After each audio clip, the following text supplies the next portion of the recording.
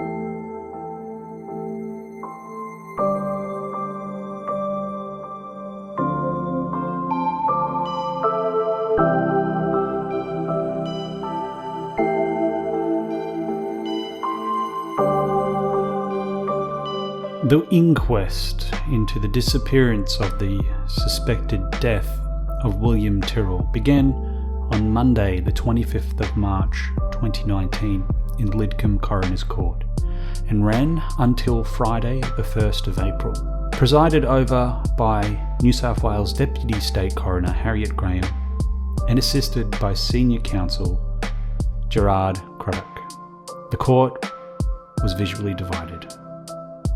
On one side were William's biological family, William's father, paternal grandmother, and other relatives and supporters. On the other side, William's foster mum and dad. The Deputy Coroner opened by offering condolences to William's family, both biological and foster, saying that it is her greatest hope that the inquest will reveal new evidence. The purpose of week one was to set the scene, outlining William's personal history, why he was in foster care, details about people in William's life when he vanished, as well as circumstances leading up to his disappearance and the initial days of the search. In the interview with police, William's foster father suggested he was unlikely to have strayed into the bush. He does tend to know some of his limitations because he gets asthma, and then he'd do that and then he'd start coughing. Mm-hmm. William Tyrrell's foster mother told the inquest that she noticed a grey car and a white station wagon parked across the street. I looked at those cars and thought that was odd because the driveways are really long. When William vanished, she feared there'd been a plan to abduct his older sister as well. I just thought it was for both of them. The owners of the two cars are among the hundreds of persons of interest, some of who will appear before the inquest when it resumes later in the year.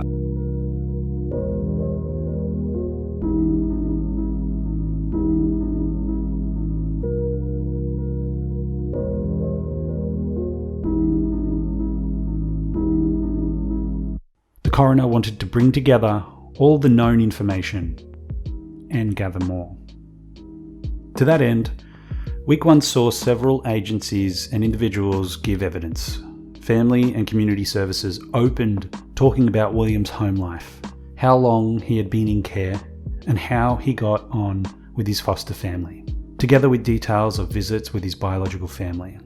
William's foster parents spoke, which was heartbreaking to hear, as the trauma of that day is still very clear for them. I then said to well, where is he? Where's he gone? She said, he was here 5 minutes ago, still sitting down. Yep. Right? I said, well, where's he gone? She said, I can't find him. So I then, I won't run for the purposes. Yeah, right? we won't be keep up. But I started to go down here. I was calling his name. William Motion? Sorry? Were you motioned this way, do you think, or she actually identified this? She said that he was last seen around here. Yep. But I thought, okay, well, you know, if he was down at the road, you possibly would have seen him. So he's in his bright clothes. Just for the video. Yep. Just can you say your own name? Just how loudly you said that? In my own name. Yeah, just so we can have an example. William, come on, William. Where are you, William? Oh, thank you. Okay. And that's continuing all the way down here. Yeah, I didn't go down here initially. Okay. Because I could see that area, but I thought that if he's gone somewhere, I continued to traverse across, and I was following every area. I was looking because I knew what he was in. Okay, so I continued to follow down. And that's the Spider-Man suit. Yeah. But I would have walked. You know, I think I came over here. I did 90 minutes in this area. Yeah, I understand that. I'm not going to take you through the 90 minutes, but I went down and, you know, I've been in Cubs, Scouts, Venturers.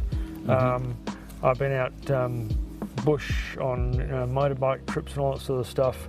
I'm pretty savvy in that regard. I would go to a section where I'd know that, okay, well, there's fencing there that he wouldn't get through.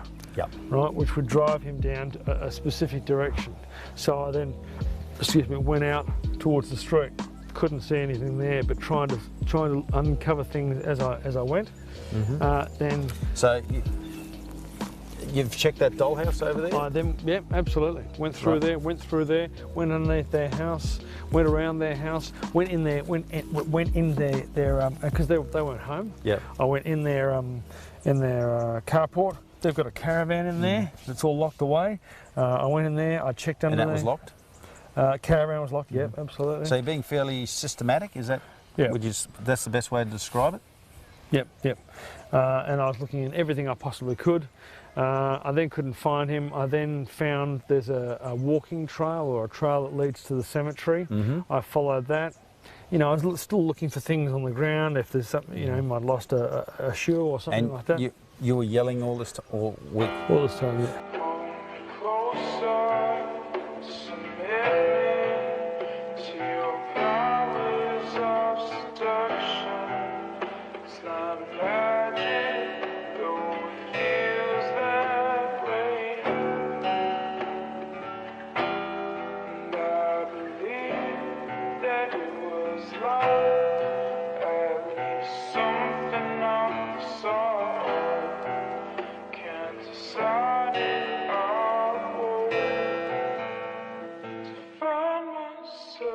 William's biological parents also gave evidence, as did neighbours, SES, and police that helped search for William. I recommend watching the video on the timeline of William Tyrrell.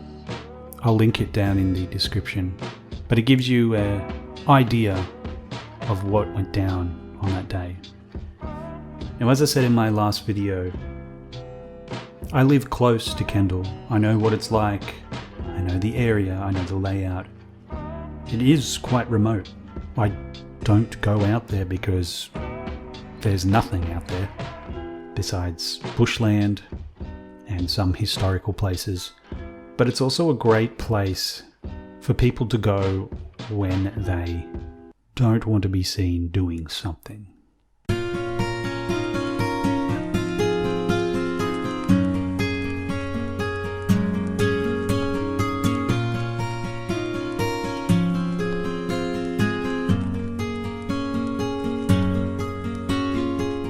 Seemed like everything lined up perfect. Things could have been different if the slightest deviation to that day occurred. Join me on the next episode of Gone, where we look at the latest inquest and the latest facts. My name is Sean, and this is Gone.